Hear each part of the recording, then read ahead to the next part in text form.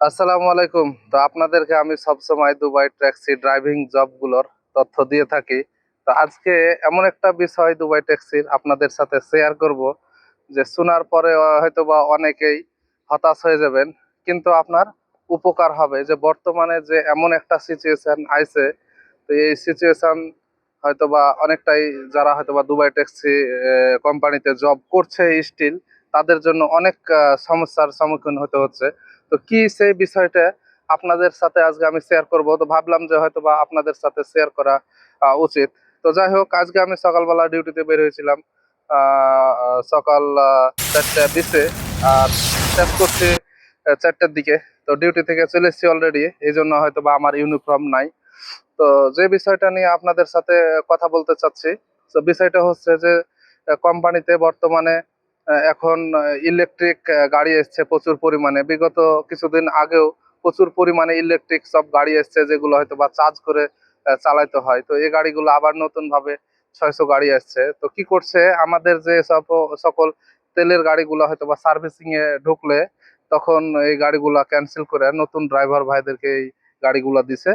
আর যে ইলেকট্রিক যে গাড়িগুলা, এগুলো হয়তো বা যারা পুরাতন অথবা অনেক সময় দেখা যায় যে নতুন ভাইদেরকে দিয়ে দেয়। তো এই ইলেকট্রিক গাড়িগুলো অনেক ভিআইপি ভালো, কিন্তু আমাদের ট্যাক্সের জন্য যে জিনিসটা খারাপ, সেটা হচ্ছে যে আমরা টার্গেটে কাজ করি।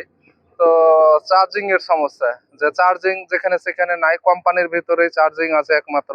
এখন কোম্পানির ভিতরে যদি আমরা হয়তো বা চার্জ করতে যাই, তো দেখা যায় যে চার্জিং করতে যাইতে সময় লাগে হয়তো বা 1 ঘন্টা বা 40 মিনিট, আবার ওখানে যে লাইনে দাঁড়িয়ে থাকতে হয় অনেকক্ষণ। তো লাইনে দাঁড়িয়ে থেকে হয়তো বা 45 মিনিট ফুল চার্জ করতে লাগে। প্রতিদিন যদি এরকম ফুল চার্জ করা লাগে, তো 3-4 ঘন্টা এমনিতেই সময় যায়। তো 3-4 ঘন্টা যদি সময় যায়, তো কোনোভাবেই টার্গেট করা সম্ভব না।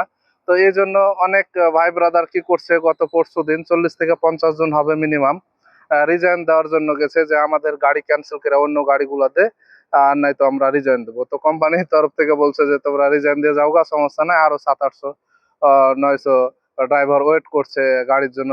আরটিএ পারমিট কার্ড সবকিছু কমপ্লিট হয়ে গেছে।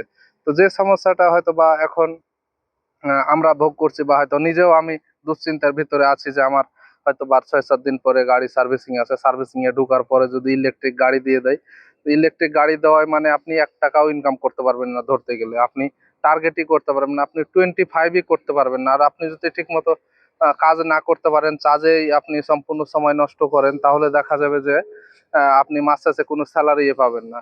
তো চার্জ যদি অ্যাভেলেবল থাকতো, অথবা এই গাড়িগুলা যদি এক একজনকে এক একটা দিত, তাহলে হয়তো বা ওইভাবে সমস্যা হতো না। যেহেতু পার্টনারশিপের দুইজনকে একটা গাড়ি দিছে, আর দুইজনকে চার্জ করা লাগে, তো সেক্ষেত্রে দেখা যায় যে চার্জের পয়েন্টও অনেক কম। তো ওখানে যে অনেক সময় লেগে যায় চার্জ করতে করতে। তো এই সমস্যাগুলো এখন আমাদেরকে ফেস করতে হয়েছে। তো কোম্পানি কিছুদিন আগেই ডিক্লার দিয়েছিল যে 2028 সাল আসতে আসতে যতগুলা দুবাই ট্যাক্সি আছে সবগুলোকে ইলেকট্রিকে পরিণত করে দিবে। তো হয়তো বা অলরেডি শুরু হয়ে গেছে।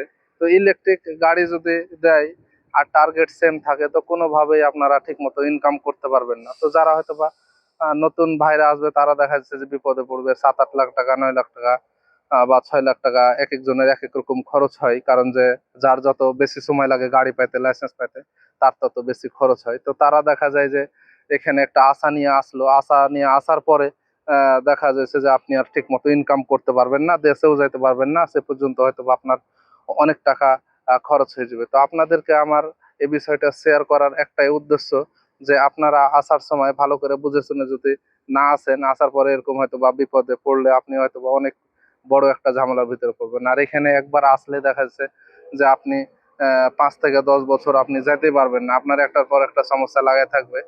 তো এই জন্য আমি সব সময় বলি আমার সব ভিডিওগুলোতে, যদি আপনাদের সুযোগ থাকে যে দেশে কোনো কিছু করবেন, তাহলে দেশে সেটেল হওয়াটাই বেস্ট। আর যদি ভালো কোনো চান্স পান, আর এখানে তো বুঝতে পারছেন যে টার্গেটে কাজ মানে প্রতিদিনই টেনশন করা লাগে, অশান্তি করা লাগে। আর এখন গাড়ি ঘোড়াও বেশি, আগের তুলনায় ট্রাফিক জ্যামও বেশি, সব মিলিয়ে মানে অন্যরকম একটা পরিস্থিতি। তো যাই হোক, আমি আমার ভিডিওগুলো মোটামুটি সব ছোট করে দেওয়ার চেষ্টা করি, যাতে করে হয়তো বা আপনারা বিরক্ত না হন।